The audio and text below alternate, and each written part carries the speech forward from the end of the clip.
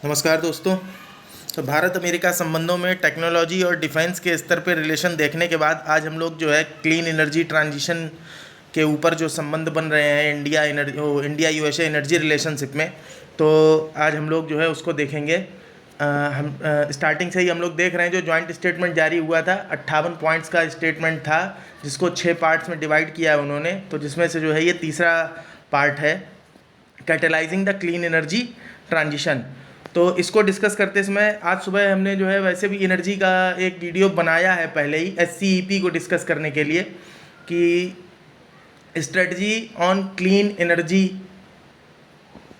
किस तरीके से जो है उसमें पिलर सिलेक्ट किए गए हैं और कहाँ कहाँ पे थीमेटिक पिलर हैं। तो ये सारा डिस्कशन जो है हम लोग आज सुबह एक वीडियो में कर चुके हैं जो कि इंडिया यूएसए रिलेशन के एनर्जी सेक्टर से ही, उसमें हमने पूरी बातचीत की कि पूरी दुनिया में या पूरा जो है मानव समाज में कैसे ऊर्जा की आवश्यकता पड़ी और उस ऊर्जा की आवश्यकता से ऊर्जा का एक लंबा सफ़र तय करते हुए समाज आज सारे राष्ट्र जो है इस स्तर पे आ गए हैं कि अब आपस में किस तरीके से ऊर्जा को लेकर के किस प्रकार के समझौते हो रहे हैं और उन समझौते के प्रकार का कारण क्या है।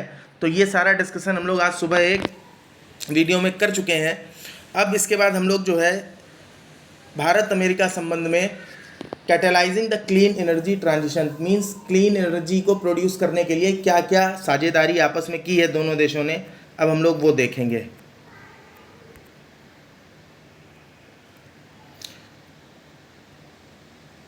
तो देखिए, इसे डिस्कस करते समय कुछ टर्म्स जो है आएंगे बीच में, तो उसमें बीच में प्रॉब्लम ना हो, बीच में डिस्कस करने में फिर जो है कभी कभी क्या होता है कि डिस्टरबेंस होता है। तो इस वजह से कुछ टर्म्स को स्टार्टिंग में ही डिस्कस कर लेते हैं। तो इसमें एक टर्म आएगा इन्फ्लेशन रिडक्शन एक्ट। तो ये इन्फ्लेशन रिडक्शन एक्ट जो है ये अमेरिका ने अभी 2022 में ही अपने यहाँ पारित किया है, क्योंकि अमेरिका की सरकार के ऊपर बहुत ज़्यादा नेशनल डेब्ट हो गया है। मीन्स जो राष्ट्रीय कर्जा है, जो राष्ट्रीय कर्ज है वो बहुत ज़्यादा है उनके ऊपर, GDP के 90% से ऊपर का कर्ज है। तो अपने बजट को सरप्लस बजट बनाने के लिए उन्होंने जो है इन्फ्लेशन रिडक्शन एक्ट लाया है। हालांकि ये ध्यान रखना है अपने को, इन्फ्लेशन रिडक्शन के लिए क्या मार्केट में पैसे के फ्लो को कम करना होता है, तो गवर्नमेंट अपना इन्वेस्टमेंट घटाती है। तो इन्वेस्टमेंट उन्होंने घटाया तो है, लेकिन फिर भी उन्होंने जो क्लीन एनर्जी का सेक्टर है उसमें एक काफ़ी बड़ा इन्वेस्टमेंट वो कर रहे हैं अभी भी, $300 बिलियन के आसपास का। तो इस वजह से एनर्जी जो संबंध है, क्लीन एनर्जी के ट्रांजिशन के बारे में जो संबंध है उसमें इन्फ्लेशन रिडक्शन एक्ट की चर्चा आएगी। Number 2, PLI scheme. भारत सरकार ने बहुत सारी प्रोडक्शन लिंक्ड इंसेंटिव स्कीम जारी कर रखी हैं, आपको पता होगा। फेम जो है मतलब इलेक्ट्रिकल पॉलिसी जो है इंडिया की, तो उसमें जो है एक स्कीम है। तो इलेक्ट्रिक व्हीकल्स वगैरह के लिए या मोबाइल मैन्युफैक्चरिंग को प्रमोट करने के लिए, तो इस तरीके के जो भी कम्युनिकेशन से रिलेटेड डिवाइसेस हैं, तो इस तरीके के इलेक्ट्रॉनिक्स के लिए भारत सरकार ने उत्पादन बढ़ाने के लिए और प्राइवेट सेक्टर इसमें ज़्यादा इन्वेस्ट करे, इसके लिए उन्होंने PLI स्कीम लॉन्च की थी, जो कि जो है भारत के 13 सेक्टर्स में लागू की गई है। कहीं कहीं 14 भी मिल रहा है, लेकिन 13 सेक्टर्स में लागू की गई है। और दूसरा, उसके बाद अगला पॉइंट आप देखिए, multilateral hydrogen breakthrough agenda. ये एजेंडा जो है ये 2015 का जो पेरिस क्लाइमेट एग्रीमेंट था, उस पेरिस क्लाइमेट एग्रीमेंट के बाद COP26 ग्लासगो समिट में इस एजेंडे को लाया गया है। और ये एजेंडा जो है केवल इसी बात पर, उन एक्शंस पे जोर देता है जो एक्शन जो है विश्व को क्लीन एनर्जी की ओर ले जाते हैं। तो ख़ास तौर से ग्रीन हाइड्रोजन के प्रोडक्शन पे फोकस करता है ये। उसके बाद आगे देखिए आप, SCEP के बारे में आज से पूरा वीडियो बना के हम लोग डिस्कस कर चुके हैं। स्मॉल मॉड्यूल रिएक्टर जो टर्म आएगा, तो ये क्या, जो न्यूक्लियर रिएक्टर होते हैं, न्यूक्लियर रिएक्टर्स का छोटा नेक्स्ट जनरेशन स्मॉल मॉड्यूल है ये। तो स्मॉल मॉड्यूल रिएक्टर उसके लिए यूज किया गया है। मिनरल सप्लाई सिक्योरिटी की बात अगर करते हैं, तो मिनरल सप्लाई सिक्योरिटी में आप देख लीजिए, जो क्लीन एनर्जी प्रोडक्शन में जो क्रिटिकल मिनरल्स यूज होंगे, उन मिनरल्स की सप्लाई से रिलेटेड ये एक तरीके का एग्रीमेंट आप समझ सकते हैं इसको। फिर उसके बाद NSG या न्यूक्लियर सप्लाई ग्रुप, इसे आप जानते ही होंगे। उसके बाद वर्टिकली इंटीग्रेटेड सोलर पैनल, इस पर एक बार UPSC ने क्वेश्चन भी पूछा है। तो वर्टिकली इंटीग्रेटेड सोलर पैनल का मतलब आप समझ लीजिए कि सोलर पैनल आपने देखे होंगे, जैसे लोग छतों पे लगाते हैं तो रूफटॉप सोलर पैनल हो गए। तो इसी तरीके से जैसे सपोज करिए कि बिजली का खंभा सड़क पे लगा हुआ है और बिजली के खंभे के लिए सोलर पैनल्स का इस्तेमाल किया जाए, तो पूरे खंभे पे चारों तरफ जो है पैनल लगा दिए जाए तो वो वर्टिकली इंटीग्रेटेड सोलर पैनल्स हो जाएंगे। तो इसको कह रहे हैं वर्टिकली इंटीग्रेटेड सोलर पैनल। उसके बाद आगे देखिए आप, कार्बन कैप्चर एंड यूटिलाइजेशन, इस पे सुबह हम लोग डिस्कस कर चुके हैं, फिर भी यहाँ थोड़ा सा बता देते हैं कि जिन इंडस्ट्रीज से कार्बन डाइऑक्साइड रिलीज होती है तो उस कार्बन डाइऑक्साइड को कुछ तरीक़ों से स्टोर करने की कोशिश की जाती है। तो स्टोर करने में आप जो है उसे ज़मीन के अंदर डाल सकते हैं या फिर किसी और तरीके से एब्जॉर्ब कर लें। हालांकि अभी इस पर कोई बहुत ज़्यादा टेक्नोलॉजी डेवलप हुई नहीं, अभी इस पर रिसर्च चल ही रहा है लगातार। तो कभी अभी ऐसा कोई जो है बहुत सेफर आइडिया मिला नहीं है वर्ल्ड को कि जिसके लिए जो है कार्बन कैप्चर की उस तकनीक को अपनाया जा सके पूरी तरीके से। लेकिन फिर भी अभी लगातार एग्जिबिशंस, एक्सपो वगैरह चल रहे हैं। अभी यूरोप में जो है इसका पहला इंटरनेशनल एक्सपो कंक्लूड किया गया है। उसके बाद ग्लोबल बायोफ्यूल्स अलायंस देखिए आप, तो बायोफ्यूल्स की बात इसलिए आ रही है क्योंकि कार्बन डाइऑक्साइड के या कार्बन ग्रीन हाउस गैसेस के एमिशन को या कार्बन एमिशन को कम करने के लिए हम जो है बायोफ्यूल्स की तरफ शिफ्ट कर रहे हैं। तो बायोफ्यूल्स के लिए जो है ग्लोबल बायोफ्यूल अलायंस, ये अलायंस जो है अभी 2023 जुलाई में दोनों देशों ने इस बात की प्रतिबद्धता जताई है कि हम ग्लोबल बायोफ्यूल अलायंस बनाएंगे। लाइफ स्टाइल फॉर एनवायरनमेंट की बात कर लेते हैं। तो आप देखिए कि COP26 में ही भारत ने अपने जो है 2020 के बाद क्या एक्शन लेगा भारत 2030 तक के लिए, पेरिस क्लाइमेट एग्रीमेंट के समझौतों को पूरा करने के लिए जो शर्तें हैं पेरिस क्लाइमेट एग्रीमेंट में लक्ष्य रखे गए हैं, उन लक्ष्यों को पाने के लिए भारत कौन कौन से एक्शन लेगा। तो वो उसके लिए क्या होता है कि NDC देना पड़ता है। NDC के बारे में आपको बता देते हैं थोड़ा सा कि जब पेरिस क्लाइमेट एग्रीमेंट होता है तो उस समय देशों से ये पूछा गया कि 2020 के बाद आप ऐसे कौन से कदम उठाएंगे जिससे 2030 तक हम लोग जो है पेरिस क्लाइमेट एग्रीमेंट के टारगेट्स को अचीव कर सकें। तो उस समय जब वहाँ अपने लक्ष्य बताए, आपने एक्शंस बताए कंट्रीज़ ने, तो उस समय उनको INDC कहा जा रहा था, means intended nationally determined contributions. और 2020 के बाद अब एक्शन वो लेना स्टार्ट हो गए, तो अब वो INDC नहीं रह गए, इंटेंडेड नहीं रह गए, अब वो NDC हो गए हैं। तो वही उसी जब हमारे प्रधानमंत्री जी ने जब उस समिट में NDC रखे भारत के, तो उसी समय वहाँ अपने स्पीच में उन्होंने लाइफ वर्ड यूज़ किया और वहाँ उन्होंने इस्तेमाल किया कि लाइफ स्टाइल फॉर एनवायरनमेंट, की हम अपने जीवन शैली को ऐसा बनाएं जिससे कि ये पर्यावरण के साथ समावेशी रह सके। उसके बाद आप देखेंगे ये कोवाड़ा न्यूक्लियर प्रोजेक्ट। तो कोवाड़ा न्यूक्लियर प्रोजेक्ट जो है ये आंध्र प्रदेश के श्रीकाकुलम डिस्ट्रिक्ट में है और USA जो है और भारत की NPCIL दोनों मिलकर के इसको बना रहे हैं। अभी NPCIL देखिए नीचे लिखा भी हुआ है, और WEC जो है ये USA की एक कंपनी है जो NPCIL के साथ मिलकर इस कोवाड़ा न्यूक्लियर प्रोजेक्ट पे काम कर रही है आंध्र प्रदेश के श्रीकाकुलम डिस्ट्रिक्ट में। IEA इंटरनेशनल एनर्जी एजेंसी आप लोग जानते ही हैं, तो इसमें भारत की सदस्यता के लिए जो है प्रतिबद्धता जताई है अमेरिका ने। ग्रीन टेक्नोलॉजीज़ के बारे में हम लोग टेक्नोलॉजी डेवलपमेंट के समय बहुत डिटेल से बातचीत कर चुके हैं। पेमेंट सिक्योरिटी मैकेनिज्म का मतलब समझ लीजिए। पेमेंट सिक्योरिटी मैकेनिज्म का मतलब ये, जैसे सपोज करिए कोई 2 पर्सन है, एक A और एक B। तो A जो है कोई सामान खरीदता है कहीं से और उस सामान को खरीदते समय बहुत बड़े बल्क में सामान खरीदता है जिसका पेमेंट बहुत ज़्यादा है, एक बार में पेमेंट नहीं कर पा रहा है, तो उसका पेमेंट कई स्टेप्स में देना है। तो B इस बात से परेशान है कि अगर कल को मेरा पेमेंट नहीं किया तो फिर कोई A और B मिलके आपस में तय करते हैं कि ठीक है, तो हम लोग जो है कोई एक ऐसा सिस्टम बना लेते हैं जिससे ये कंफर्म हो जाए कि तुम अगर पेमेंट नहीं भी कर पाओगे तो पेमेंट हमें मिल जाएगा, किस तरह से मिलेगा, उसे कहते हैं पेमेंट सिक्योरिटी मैकेनिज्म। और उसके बाद नेशनल ग्रीन हाइड्रोजन मिशन। तो नेशनल ग्रीन हाइड्रोजन मिशन को आप देख लीजिए। ग्रीन हाइड्रोजन का मतलब आप समझ लीजिए पहले, क्योंकि हाइड्रोजन इस समय दुनिया में एक फ्यूल की तरह इस्तेमाल हो रहा है और हाइड्रोजन के प्रोडक्शन के लिए कई तरीके होते हैं, जिनमें से कुछ तरीके ऐसे हैं कि हाइड्रोजन के प्रोडक्शन में भी कार्बन डाइऑक्साइड रिलीज होती है। तो जब हाइड्रोजन का प्रोडक्शन किसी ऐसे तरीके से किया जाए जिसमें कार्बन डाइऑक्साइड रिलीज ना हो या फिर जो है लो एमिशन ऑफ कार्बन डाइऑक्साइड हो, तो उसे कहते हैं, तब जो प्रोडक्शन होगा हाइड्रोजन का उसे कहते हैं ग्रीन हाइड्रोजन। तो भारत ने जो है एक मिशन लॉन्च कर रखा है, नेशनल ग्रीन हाइड्रोजन मिशन। अब आप देखिए आगे भारत अमेरिका संबंधों में क्या विकास हुआ है।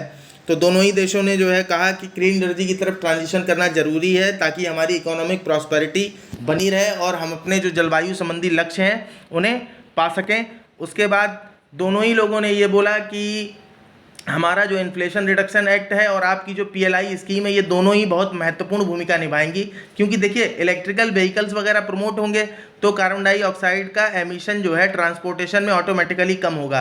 और इन्फ्लेशन रिडक्शन एक्ट से क्लीन एनर्जी सेक्टर में जो इन्वेस्टमेंट करेगा अमेरिका $300 बिलियन से ज़्यादा का, उससे जो है वहाँ क्लीन एनर्जी का सेक्टर मजबूत होगा। तो इसलिए ये लोगों ने बोला कि हमारा इन्फ्लेशन रिडक्शन एक्ट और आपकी पीएलआई स्कीम, ये दोनों ही जो है बहुत ही क्रूशियल रोल निभाएंगे।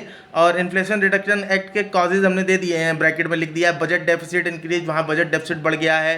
इंटरेस्ट पेमेंट का डाउन, इंटरेस्ट जो पेमेंट है वो अमेरिका के ऊपर बहुत ज़्यादा है, क्योंकि कर्जा बहुत ज़्यादा है तो कर्जे का ब्याज भी ज़्यादा हो जाता है देने के लिए। और राष्ट्रीय कर्ज बढ़ा हुआ है। उसके बाद एजिंग पॉपुलेशन है, प्लस एजिंग पॉपुलेशन है तो हेल्थ रिस्क फैक्टर है ही है, तो हेल्थ सेक्टर में वहाँ लोगों को बहुत ज़्यादा पैसा खर्च हो रहा है। तो इन सब वजहों से जो है अमेरिका को अपने यहाँ इन्फ्लेशन रिडक्शन एक्ट लाना पड़ा। इसको इसलिए डाल दिया है क्योंकि यूएसए की गवर्नमेंट जो है फेडरल गवर्नमेंट है, और यूएसए की गवर्नमेंट से कभी कभी जो है यूपीएससी क्वेश्चन पूछ ही लेती है।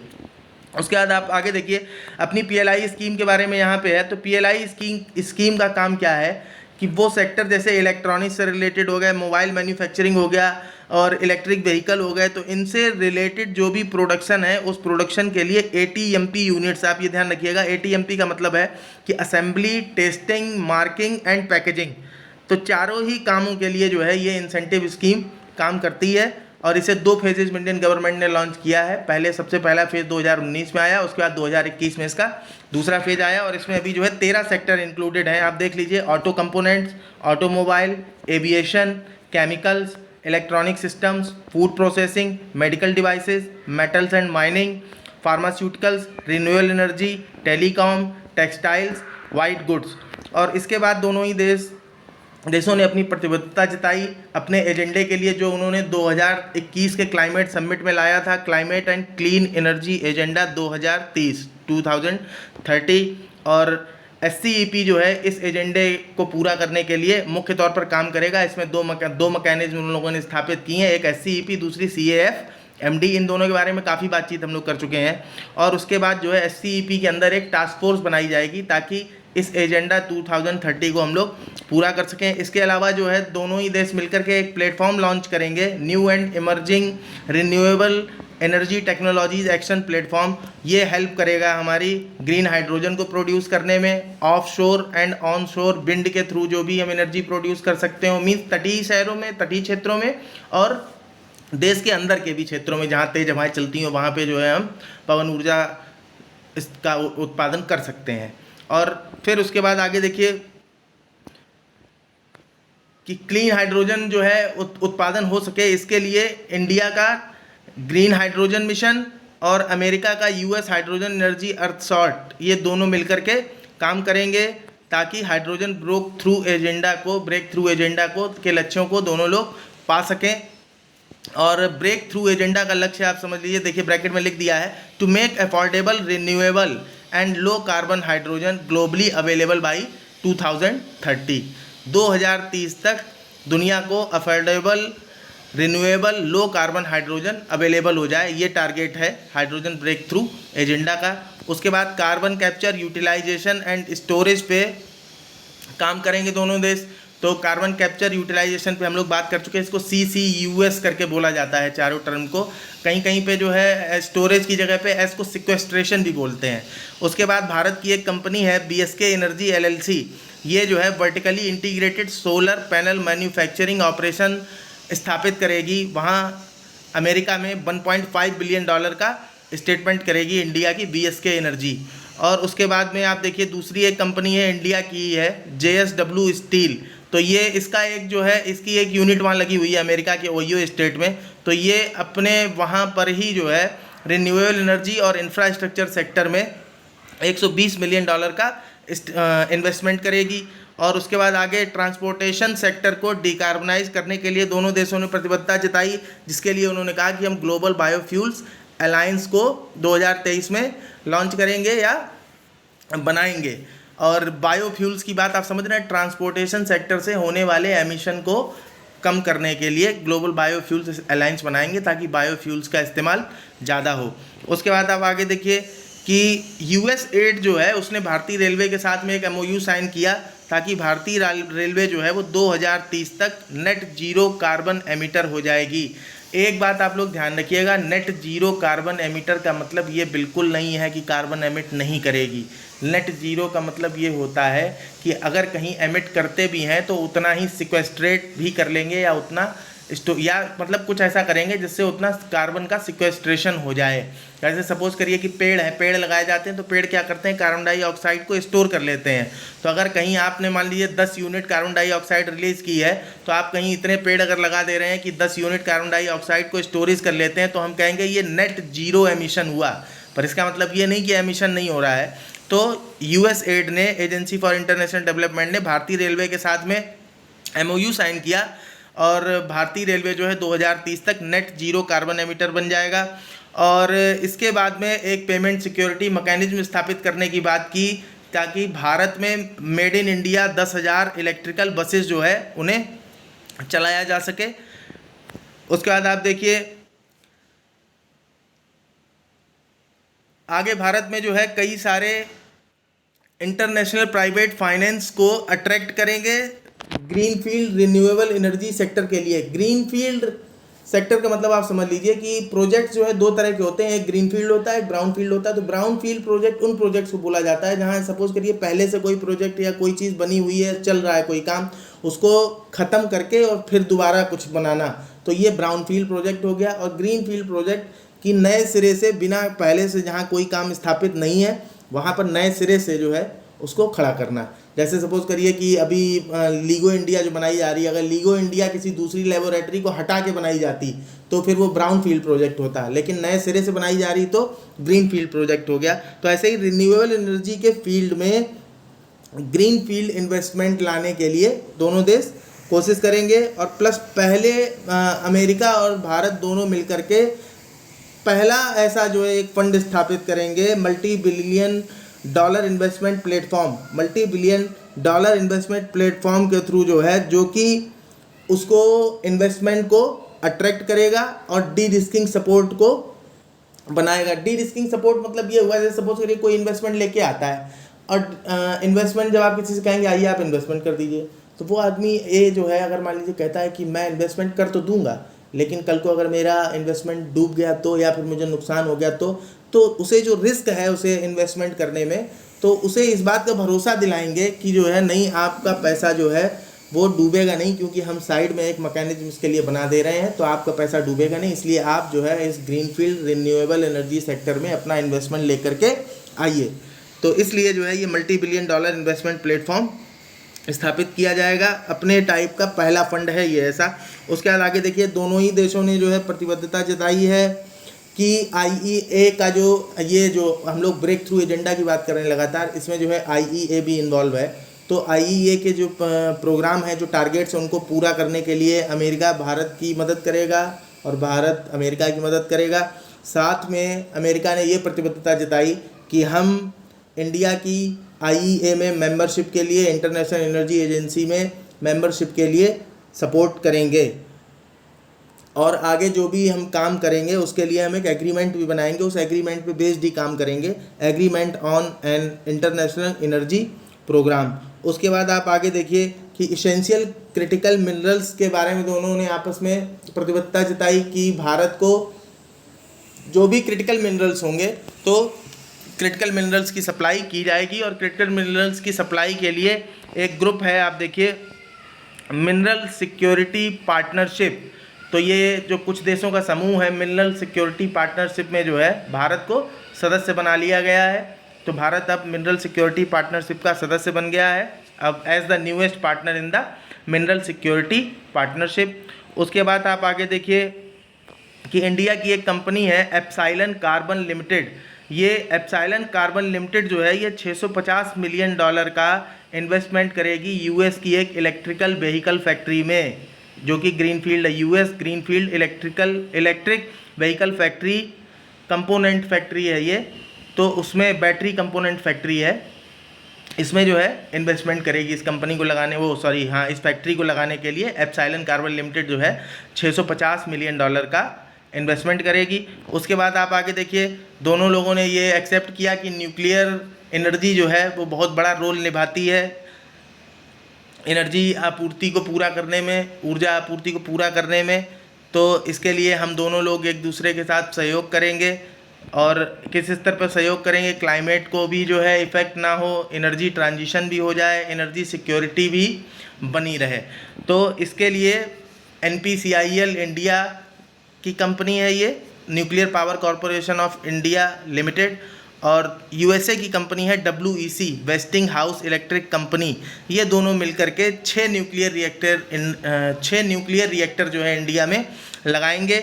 और इसके बाद आप देखिए कि अमेरिका का डिपार्टमेंट ऑफ एनर्जी और भारत का डिपार्टमेंट ऑफ एटॉमिक एनर्जी, ये मिलकर के WEC के साथ में आंध्र प्रदेश के श्रीकाकुलम में कोवाड़ा न्यूक्लियर प्रोजेक्ट पर काम करेंगे। और उसके बाद में उन्होंने ये भी बातचीत की कि हम लोग जो small modular nuclear reactor technology पर बातचीत हो रही है, इस पर हम लोग जो है लगातार बातचीत करते रहेंगे और इसे भी किसी न किसी फाइनल स्टेज तक ले जाना है। क्योंकि अब इस समय देखिए, क्लीन एनर्जी ट्रांजिशन के लिए जो है न्यूक्लियर रिएक्टर को भी छोटे स्मॉल साइज़ के नए नेक्स्ट जनरेशन मॉडल उसको बोला जा रहा है।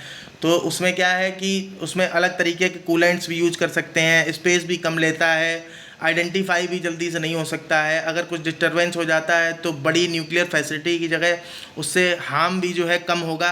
तो इस नज़रिए से धीरे धीरे करके न्यूक्लियर एनर्जी के मामले में धीरे धीरे स्मॉल न्यूक्लियर रिएक्टर्स की तरफ शिफ्ट हो रहे हैं हम लोग एनर्जी सेक्टर में। और उसके बाद में USA ने कहा कि हम अपनी प्रतिबद्धता जताते हैं कि NSG में इंडिया को सदस्य बनाया जाए। इसके लिए जो है हम लगातार सपोर्ट करते रहेंगे। उसके बाद आप आगे देखिए कि लाइफ इनिशिएटिव इन्होंने प्रधानमंत्री जी ने वहाँ पे बोला था NDC पेश करने के दौरान, तो उस लाइफ इनिशिएटिव को भी जो है उन्होंने एक्सेप्ट किया दोनों ही देशों ने। और दोनों ही देश जो है आगे साथ में काम करते रहेंगे ताकि जो है सस्टेनेबल डेवलपमेंट आ सके। और यहीं पे इसी के साथ हमारा जो है भारत अमेरिका ऊर्जा साझेदारी समाप्त होती है। और मेरा आप लोगों से निवेदन है कि अगर आप लोगों को अच्छा लगता हो तो आप प्लीज़ इसको अपने दूसरे दोस्तों को भी रिकमेंड कर सकते हैं। और ख़ुद अपडेटेड रहने के लिए आप चैनल को सब्सक्राइब भी कर सकते हैं। इसके बाद अभी हम लोगों को डिस्कशन करने के लिए 3 पॉइंट और बचे हुए हैं, तो उन 3 पॉइंट्स को भी हम जल्दी कोशिश करेंगे कि कल तक पूरी तरीके से समाप्त कर लें। धन्यवाद।